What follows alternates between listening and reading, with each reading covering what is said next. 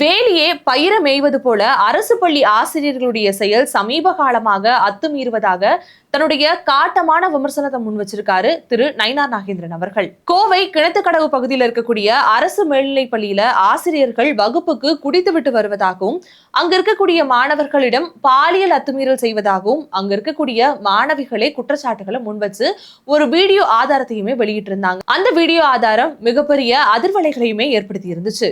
இதற்கு தான் திரு நயினார் நாகேந்திரன் அவர்கள் அவருடைய சமூக வலைதள பக்கத்துல ஒரு கருத்தையுமே பதிவிட்டிருக்காரு.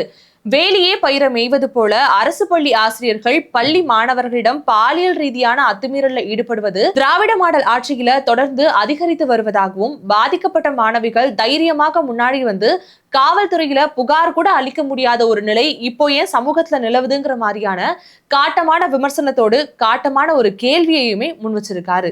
ஏற்கனவே அரசு பள்ளிகள்ல தரமான கல்வி இருக்காதுங்கிற ஒரு பொதுவான மனப்பான்மை எல்லாருக்குள்ளேயும் இருக்கு.